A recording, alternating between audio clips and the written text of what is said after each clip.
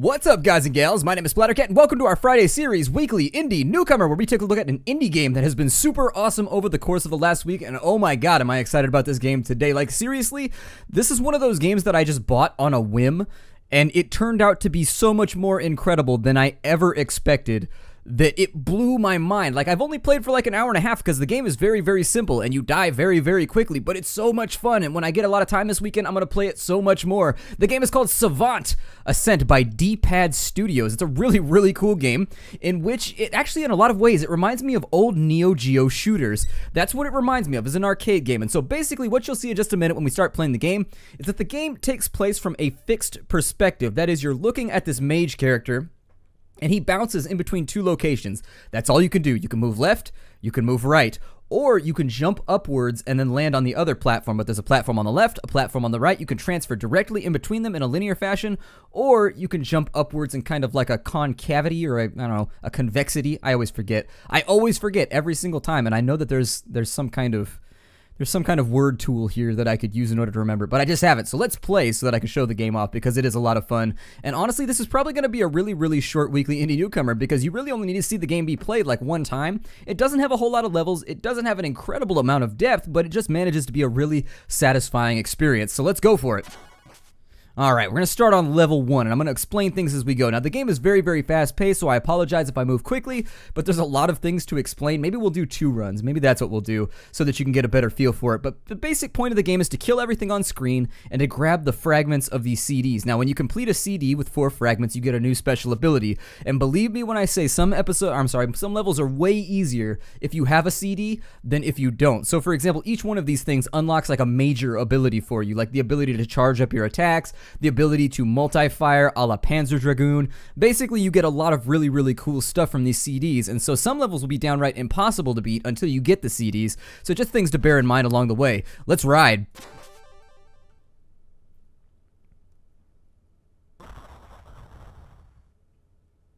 Alright, so there's our character, the Savant, the ultimate wizard of doom. And so there is our attack. And so what's going to basically happen right now, I don't know, the music caught me by surprise. If we hold down left click, it just makes us shoot, and we destroy stuff. And so there it is, we're wreaking forth destruction. There's no penalty for doing this, there's no punishment for holding down your attack, and in fact, it's pretty much considered a good thing. That's a piece of a CD that I'm grabbing with my chain right there that I've already collected. The first shot of every burst is that shotgun blast right there if you've leveled up a little bit. The bar down at the bottom is your special, and so by right-clicking, you can fire your special, which is a giant piercing shot that wipes out everything that gets bigger and bigger and badder depending on how many pips you have filled in that bar at the bottom. You can level it up to 3, then you can level it up to 5. I don't know if it gets any better than that because I'm stuck on a level right now, and so for the first time in a very, very long time, since like Sega Genesis and Super Nintendo, I'm actually stuck on a level of a simple action, arcade game, and I just can't seem to get around the difficulty curve. The game does become very, very difficult as you go along, but I found myself really, really like pinching those pennies, and ouch they go when I pinch them, but I pinch them nonetheless. I've been pinching pennies, trying to get things, like, I've really, really been pinching those skillful pennies, trying to finish off that level, but I just can't seem to get over the skill cap. The game has an incredible skill cap once you get further. It also boasts an endless mode and a time attack mode, so once you beat the storyline mode, which is wonderfully animated, I mean, the first thing you're going to notice with this game is just how gorgeously it's created, and that is one thing that really sort of reminds me of arcade games back in the late 90s. Like, it really does remind me of Neo Geo games back in the day where you would swap between, and the animation and the fluidity of everything was just so awesome compared to anything that you could get on consoles. Once we got to like the later PlayStation generation and into PlayStation 2, you started to see animation on this level really, really frequently, and that's, a big part of what ultimately lent arcades to falling out of fashion is they just couldn't keep up with the graphical changes. You can only get so smooth, you can only get so well rendered, if you know what I mean.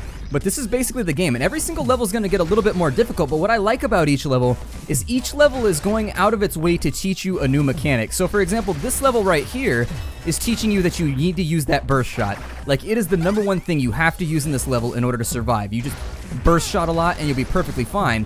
If you try to use your single shot, you're going to find yourself getting really, really overwhelmed. Now, you might be saying to yourself, why aren't you using your special attack? Because we don't need to.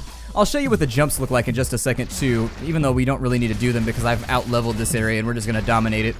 But it's good to play this game in order. I mean, you really should. There's an enemy right there that we really need to burst fire. So there's how you teleport in between the two locations. Each time I do that, because I've leveled up, it will fill up my combo bar at the bottom a little bit. You can also do like an upward jump like that right there in between two. And that's good because every now and again, you're going to need that arcuate type thing going on in order to accomplish your goals. Now the next level is the difficult one that I'm stuck on. And that mechanic that you saw right there, you can charge up your spins. And so as I jump, I'm going to increase my rotational velocity. And why is that not dying? That makes me sad that that thing's not dying over there. It's got a lot of HP, and I need to pummel it a little bit better. There we go. Come on. Die for me, baby. Die everywhere, you dirty little teapot robot bastards. Oh, and we got a big mob coming in right now. I'm going to hit him with my special.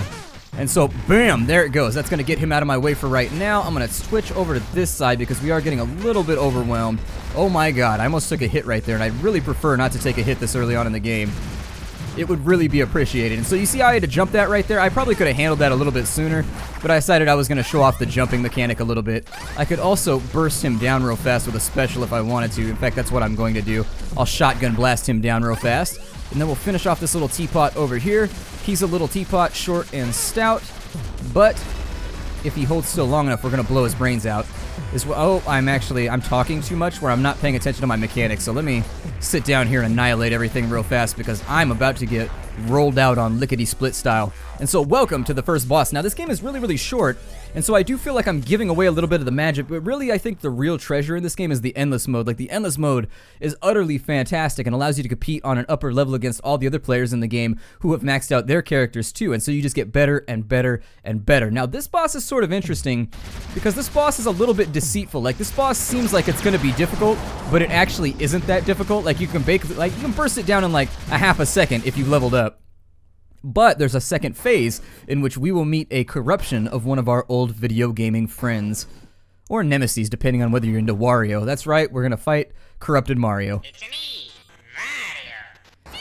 And so now, we've got to duck this little guy, and what we want to do is we've got to use a burst attack in order to take out the orb now. The orb is immune to normal attacks at this point. You have to use your burst attacks on it. And so we're going to charge up our meter by destroying these little Mario blocks down there. Sometimes you have to do an extra little combo right there by transferring over to the other side, then jumping. I think if you're incredibly skillful, you might be able to time that one right to jump over it without having to swap sides, but I'm not that good. I'm a sucker. I'm not that good. And so what we'll do is we'll keep DPSing that thing a little bit, putting a little bit of pain on it. He's going to come across right here, and honestly, this fight took me a little bit. It took me a little bit to master. Not necessarily any of the basic things right there, but for example, the one where you've got to transfer across to the other side and then jump it like that. That took me a little bit to figure out. I sort of dropped the ball with that one. Actually, I think I can finish it right now. There we go. And so finished off it is, but every single play of this game is incredibly short, but it's so pulse pounding. For example, I was playing it last night at like 2 a.m. and really it didn't get my adrenaline going. But it definitely, it puts you in that heightened state. Like, you know when you're playing a first-person shooter online and you sit up in your chair because shit just got real? It's exactly like that. Like, you've really got to focus on the game in order to make any sort of progression or advancement.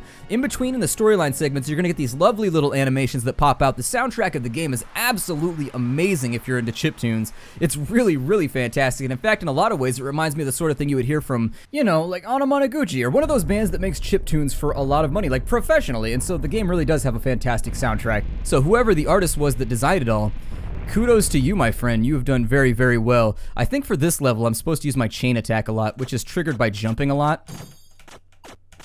Like that right there, and then it insta-gives like one enemy. Now this one's actually got a little bit of shenanigans going on. Now these two little platforms right here take damage based on what you've been doing. So you see I can damage my own platform right there, or these little guys can damage them. This is the first level where shit kind of gets real, and you've got to watch out. Now, over on this side, there we go. I've got to use a burst attack in order to solve that one. But they will destroy these platforms, and you've got to be careful about it. Now, I'm not sure what this level's trying to teach me. I'm just bad at the game at this point, so I'm not really sure how to up my game. This is the level that I've been stuck on for a very, very long time, and I just can't seem to figure it out. Shoot a special over there, shoot a special over there. I think it's trying to teach me to plan out my special attacks, but I couldn't really tell you. Now, I can shoot through one of the platforms that I'm standing on, but under no circumstances can you shoot through the platform if you're not standing on it. So therein lies the secret. You can only fire downwards through the platform if you're on the proper side of it, so bear that in mind during the course of this level. see if I can keep myself charged up with charge attacks this entire time, because that really is my only hope. We're doing okay right now, but we're not doing incredibly. I mean, I'd like to be doing better by right now. Oh, almost got hit again. You get 3 lives, so after you get tapped 3 times, be aware that your adventure will come to an end. And in fact, I think that time is probably coming fairly shortly, because they're about to destroy my other platform, I think. Maybe? I don't know. That was a waste of a special. I shouldn't have done that one. Yeah, there it is right there. And so I got defeated. Unfortunately, that's the level that I've been stuck on for a really, really long time. About a day and a half, actually. And I've been beating my head against it over and over and over again. But I figure I'll figure it out tonight or something. These are all the CDs that you've unlocked. So every time you lose, it lets you pop back into the action straight away. You can press space to continue, do the level again, or you can press escape to quit. There are a lot of things to love about this game. There are a lot of things to love about this game. And in the interest of not giving away any secrets, I think what I'll do is I'll pop out, and I'll go ahead and I'll play endless mode while we talk about the game.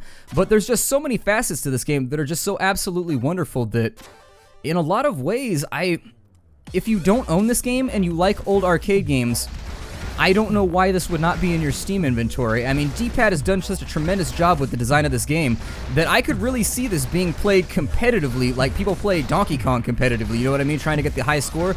Like, I could definitely see people playing this game competitively because everything in it is so finely tuned down to the dodges and the moments that you need to move that as you play, you will watch your skill cap go up exponentially with each playthrough. Like, every 20 minutes you put into the game, you'll figure out some new way to move around the map, some way to perform a little bit better, and it really, really is a cool arcade game. I could see this one eating an insane amount of my quarters when I was a kid. Let me see if I can drill him right now. It doesn't look like I actually got him, unfortunately. Let me see if I can... He's going to make a comeback. But when he does, I'm going to try and wipe him out. There are a couple achievements. Now, this game does lack in achievements, and I do think that it could have a lot more achievements without actually... Hold on. Just to give you things to strive... Ooh, I almost got taken out by the worm right there. Alright, we're having to move a little bit. I'm enjoying this a bit more. Get a little bit of movement in our game. I should be able to blast through these guys fairly easily with some shotgun blasts. There, I don't know what these enemies are supposed to be. They really are just like leering little teapots. You can also unlock new abilities in the time attack mode and in the endless mode, so if you end up getting stuck in the story mode like I am, it is actually probably a pretty decent idea for you to go do the endless mode and like get some of the new abilities and things so that you can move up to the next level. Perhaps getting an ability that will change the way that you interface with the next level. I mean, until you have those mechanics, there's no real way for you to know how to make them function. Let me go ahead and I'm going to blast him back. I'm going to jump over him, but I still might take damage. Yeah, I still took damage right there, unfortunately.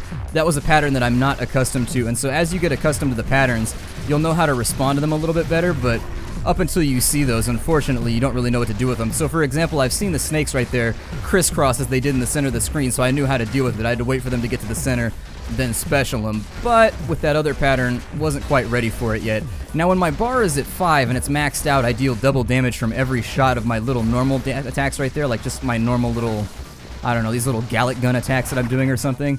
Those are doing double damage so long as I keep my meter charged, so there is a detriment for me using my special ability.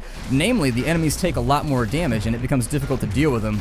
I don't know if you play the normal game like this, but I don't know. We've survived for like 2 minutes, so that seems to be okay. I mean, we're not failing miserably yet. Our combo counter's up pretty high. I mean, I'm willing to bet like the world champion scores here are probably like a bajillion points or something. But I couldn't tell you. Let's go ahead and we'll blast all of them away from us. Oh no, I jumped into the back of its tail. That was my bad. I shouldn't have done that. Ah, and we're dead. So 2 minutes and 40 seconds. That is the extent of my skill, ladies and gentlemen. That's the best that I could do with all of your best hopes and wishes. Now, things that I would talk about with this game. The thing with this game is that everything in it is just polished to an absolute T or to an absolute R or S or U or whatever letter you want it to be polished to. This game is polished. Everything is seamless. It stays at a solid 60 frames per second no matter what you do. I mean, I've been playing this... I've played it on my laptop, which is not quite as powerful as my desktop. I've put it basically on every device I have in my house so that when I'm sitting watching TV, I can jump in and play like 3 or 4 games. It is a great game to play for 25 minutes in between, like when you're waiting for your ride to arrive or anything. It's not a game that requires a ton of time. It's not a game that requires a ton of dedication, but at the same time, you will see yourself get better at it as you play the game. From the visual aspect to the audio aspect, everything in this game is simply gorgeous. I mean, it's rare that I play arcade games anymore where I sit there and go, this... Usually when I'm gonna set a little parameter for you right now. Typically when I play arcade games, I nitpick them for everything. I'm like, this has been done before, this has been done before, this has been done before. I don't like it. Either the skill cap's too high, so the game that I would bring up that's similar to this game is like Astbreed, for example. Astbreed is very similar, in my opinion. Let me see if I can blast him away from me here. Asprey is very similar, but the skill cap is so high in Asprey that you don't even really know where to start when you start playing it, and so it can feel very, very hopeless. This game starts with very, very easy levels, and each level is just meant to teach you that you need to use this ability, you need to use this ability. Do you understand how this mechanic works yet? Okay, awesome. Let's go to the next level. Do you understand how this mechanic works yet? And until you understand how that mechanic works, we're not going to let you go to the next level. And it's very, very formulaic of a game like Super Meat Boy or some of the other indie classics, in that it teaches you very slowly how to play, and then at the point that it thinks you're ready, it hits you with an axe in the face right there. I'm sorry, I'm talking too much. That's fine, I'm not trying to go for any high scores right now. It's basically background noise while I talk about the various mechanics of the game that I like. So I'm going to focus on talking for a minute, and then once I've got talking down, I'll focus on my gameplay. But the game is set up in a great way to where it's accessible for new players so that it's not frustrating. You don't bang your head against the same problem for hours and hours and hours without being able to figure it out. But at the same time, you will occasionally hit like a skill threshold where until you get a little bit better, you're not beating that level, which is where I found myself right now, actually. And so everything in this game, from the presentation to the audio to the way that it's designed to teach you how to play, is just really, really well done and really thought out. Now, I will admit that I haven't beat the 3rd level yet, but I'm going to keep banging my head against it because I enjoy the game that much, and it hasn't frustrated me. That's the weird thing, is that the game has consistently pistol whipped me when I've gotten to that level, but I still want to play it for like another 5 minutes and see if I can figure it out. It's that old nasty challenge that you used to get from games like Space Harrier back in the day, and that's the only way that I really know how to talk about it, where this is really a callback to the olden days of gaming. It really, really sincerely is. And had this been in an arcade when I was a kid, I would have eliminated so many quarters playing it. It would have been absolutely ludicrous, and we're taking another hit right there. My name is Splattercat. Thank you for joining me here for Weekly Indie Newcomer. The game of the day is called Savant, and you should be playing it if you're into arcade games at all. Savant Ascent. The game is $1.99. You can get it for Mac, you can get it for Linux, you can get it for PC. It's the cost of a bag of chips. Like, seriously, bags of chips are more expensive here where I live. Like, I can't buy a box of cereal for $1.99, so there's no excuse not to have this game in your Steam inventory right now. Check it out. I hope you enjoy it. This game has me totally stoked, feeling so nostalgic, so many rosy-colored lenses on. I can't stand it. I'll see y'all next week on Friday. If you're new to the Nerd Castle, Weekly Indie Newcomer is a series that I do where I talk about games that I've been particularly passionate about over the last week, or something that a developer has sent me that looks particularly interesting. Every now and again, I might hit up a Kickstarter. I might do something like that to try and help a game get some funding and move somebody's dream towards its completion. But it's always something new every Friday, so check it out. I look forward to seeing you next time. Take care out there, everybody, and hi-do.